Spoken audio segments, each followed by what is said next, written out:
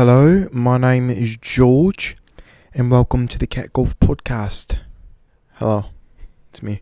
I'm back again, here with another episode of Cat Golf. Coming to you live on this Sunday evening, chasing away the Sunday Scaries. And today's episode is kind of going to be about that a little bit. I kind of wanted to talk more about being a kid and the hope and joy that usually suffuses childhood.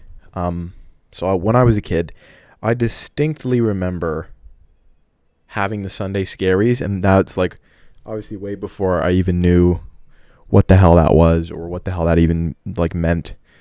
I was probably 10 years old, maybe a little older than that, 11 or something. And I remember every single Sunday a distinct feeling of terror at the prospect of having to wake up the next day and do schoolwork or whatever. And mind you, as I said in the last episode, which I'm pretty sure I mentioned in the last episode, I was homeschooled growing up. So basically from kindergarten until 6th grade, I was traditionally homeschooled. My parents taught my brothers and I themselves. Then in 6th grade, they put us in online school, so cyber school or whatever. When before I was in cyber school, I distinctly remember getting the Sunday Scaries on Sunday, and that was usually it was before or following some sort of explosion that would happen with my family at Sunday dinner or whatever, because we used to do that. And every single Sunday without failure, there would be some sort of dispute amongst my siblings and our parents for whatever reason. Usually something like we didn't practice the piano that week, or my grandmother didn't hear us playing the piano, and so she was upset by that. So we'd argue about that or whatever, or they would berate us for not doing that even, though sometimes, and most of the time I would argue that we did play the piano and practice the piano. They just didn't hear it, but that's neither here nor there. I don't want to get back into all that nonsense again. I just kind of want to talk about why nothing feels the way that it used to when you were a kid. Maybe, I know, especially when I was a kid. So basically, everything sort of feels drab now. And I know Curtis Connor, as of my time recording this, just recently put out a video about why everything feels so boring now. And he was sort of talking about technology and just life in general. One thing he said in the video that was really stood out to me was how he said the internet used to be an escape from reality, and now we're trying to use reality to escape from the internet. But that's sort of getting off topic again. It's just sort of why since becoming an adult, I've sort of had a feeling of nothing exciting me anymore, really. And I don't know why that is. It's sort of scary.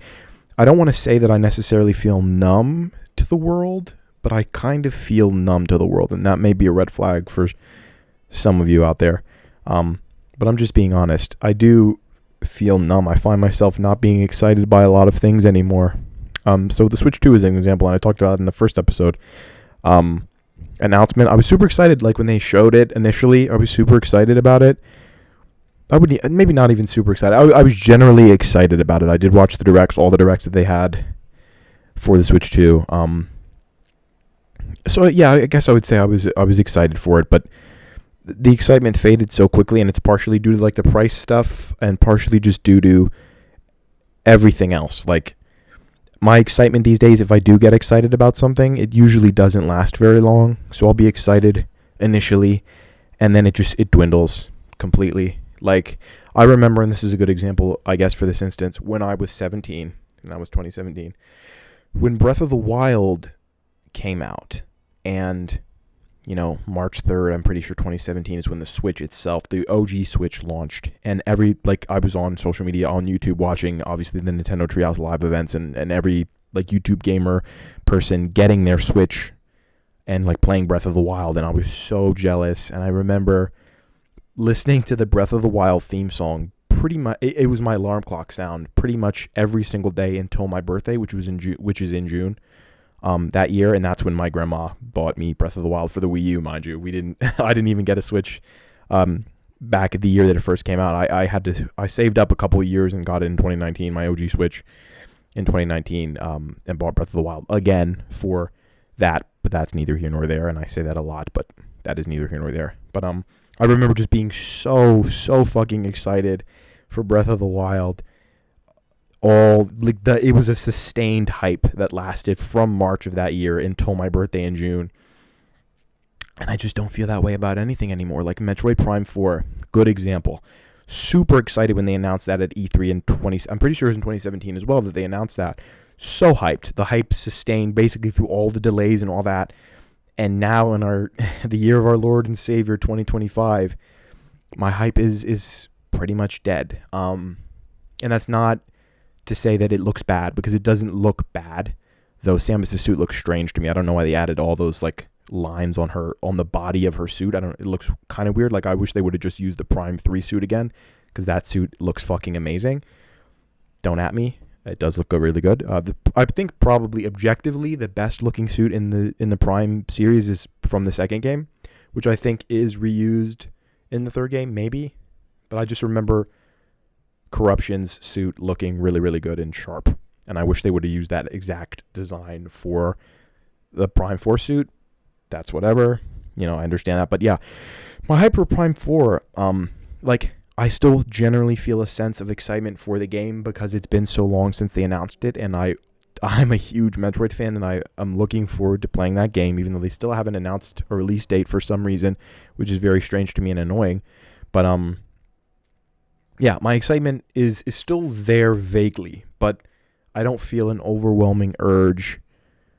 Like, it isn't necessarily propelling me forward to continue on in my life. Like, I'm not looking forward to wake up Monday morning tomorrow because it gets me one day closer to Metroid Prime 4's release. It's just sort of in the back of my mind, like, yep, this is a thing that's going to happen in the future. Whether or not it's in the near future, I don't know, but it's going to happen at some point, and I'm looking forward to it. I'll buy it and play it.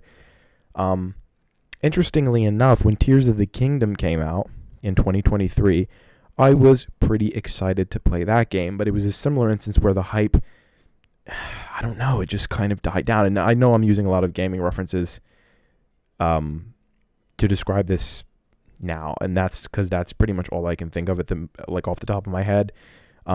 Usually these days, the only thing that gets me excited and keeps me motivated is looking forward to media that's coming out, whether that be movies, books, shows, video games. Usually it's video games. So I told you guys in the last video that the wintertime struggle, the beginning of this year was a big struggle for me. And stupidly, part of the reason why I was able to get through it was the prospect of, I have something to look forward to.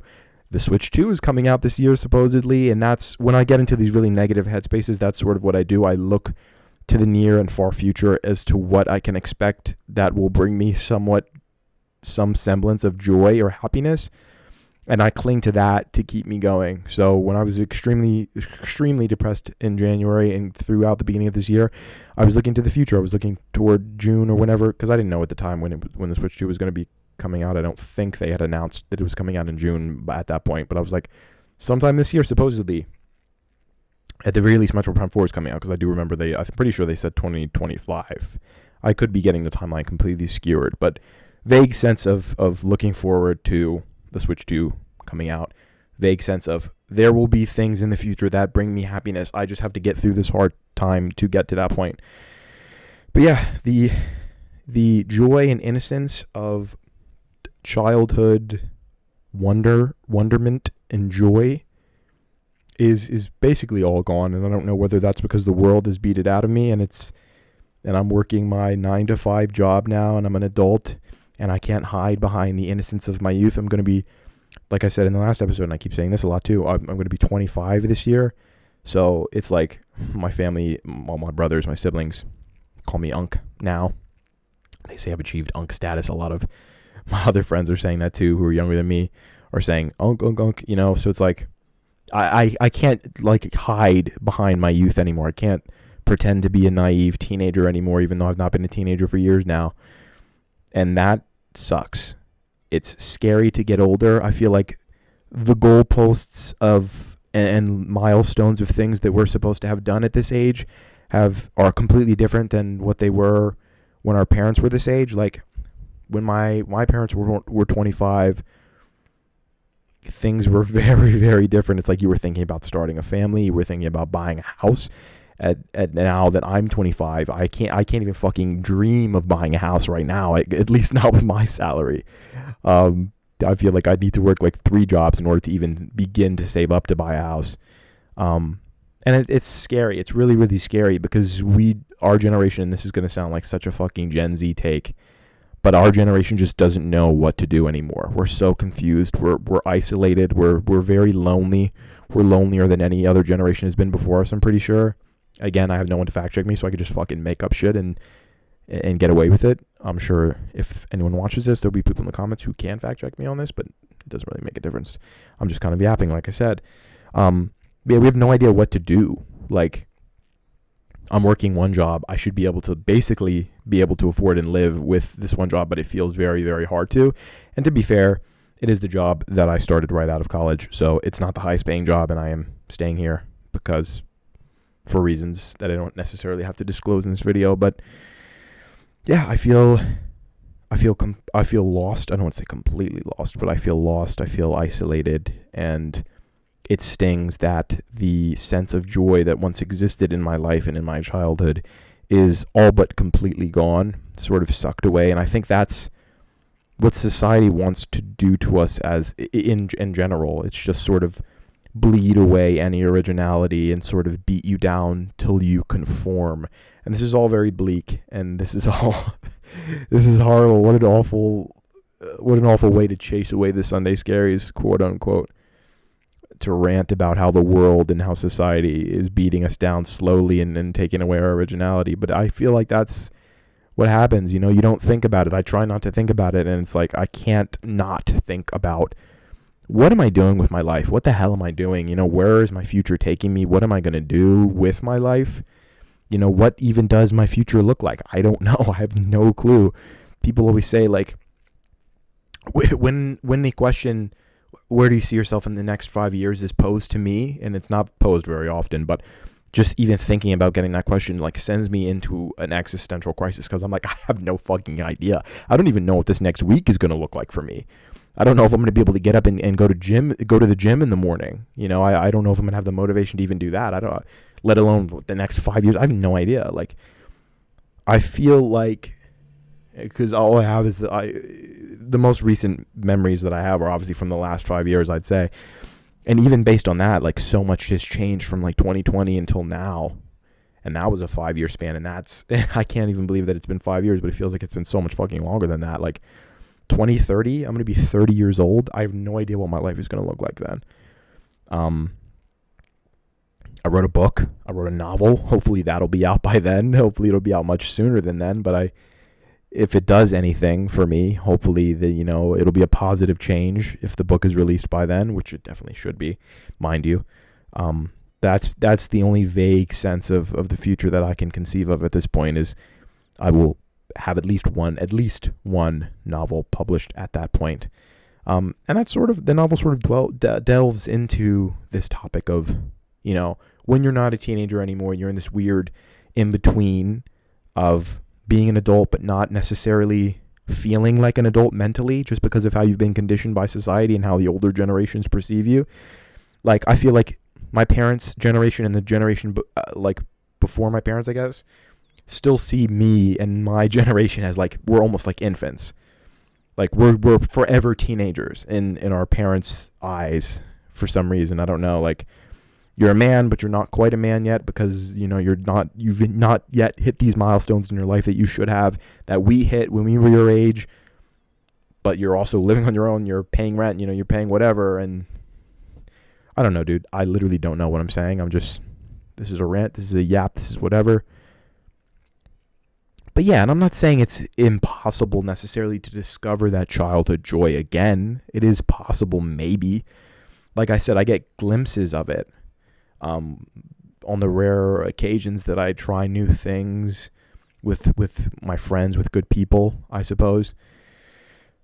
It's like, I guess the long and the short of this is that my life feels like it's become me trying to chase away my own thoughts and chase away the own negativity of my mind. And that's not a fun thing at all. I don't like that. But the more time I spend thinking, the more miserable I am. So I'm always looking for an out to sort of silence the inner critic, the inner restlessness, the turmoil that goes on between my eyes every single day. And I guess in childhood, I was plagued by that in a way, in a sense. I didn't know what it was back at the time. Like when I was so anxious on Sunday, the Sunday Scaries, I had no idea what that was. I didn't know what it meant. And I still really don't know why I felt so scared, because the week when I was a kid wasn't that bad. Like Monday through Friday it wasn't that bad when I was a child, when I was like that age. So I don't know why I got so anxious. I still don't know why. I guess there was a vague sense of missing out on life, which still exists to this day, as I am here on Sunday evening, recording this video to you all instead of like being out partying or whatever. But yeah, I think I'm trying to maintain a positive attitude. That's something that I've been working on over the past few years. Is because if you guys had met me before, like where I'm at now mentally, I don't think that many people would have liked me, just because I used to think much worse. I used to think differently not necessarily differently than I do now. That's not the right word. I'll say I used to think much worse than I do now about myself and about the world in general. And I'm really glad that I was able to get to a place that I am in now where I can think somewhat better, although my thoughts are still torturous and scary a lot of the time. They're not nearly as negative and depressing as they used to be, although there is plenty of depressing thoughts floating around in my head at all times. But yeah, I miss just having a general excitement for life. And like I said, I don't think that it's gone completely. I think I just have to find out what the hell I'm doing with my life in order to re-spark that. But like I said, at the point that I'm at right now, I feel very beaten down. I feel and my job is not even that intensive. It's just like the minutia of it. It's the repetition, the sameness. It's just so exhausting. And the money is a big part of it, but I've seen people with much more lucrative careers than mine say the same thing, that it's the 9-to-5 grind, that it beats you down. And I think our generation is the generation that's going to finally stand up and maybe even change that. I don't know whether it'll change in my lifetime. I don't even fucking have a clue how long I'll live, and I said that maybe in the last one of the last 2 episodes. Maybe. I don't remember exactly what I say. I fucking talk so much I don't remember. But yeah, I think our generation may be the one to change that 9-to-5 structure, because it's just so exhausting. And our parents put up with it, and our grandparents put up with it, because it's like back then a job was basically all you had. It was your sense of purpose.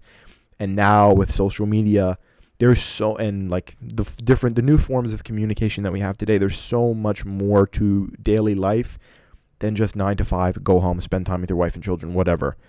So it's like our generation is looking for meaning outside of that. Like our job is just something we do to earn money, to be able to fucking live, to survive. And that's getting so difficult. And I think that the increase in the price of living over the past decade or whatever has led to our generation collectively deciding that this is not how we want to live anymore. Where you need to work fucking 2 and 3 jobs in order to afford groceries and rent. That's insane. When our parents could work 1 job, making like maybe $40K a year, maybe, probably less than that, and be okay and like fucking have a mortgage and shit and raise a family.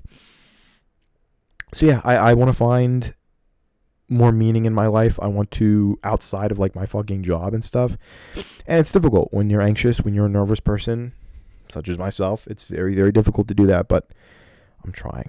I'm not giving up just yet. So I think that's where we'll cut it off tonight. As always, thank you for watching.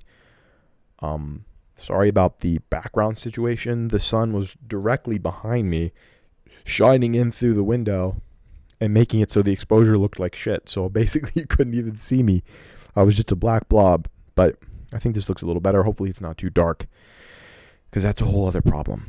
But as always, thank you for listening to me ramble. Thank you for watching the Cat Golf Show. I will see you next time. Ta-ta.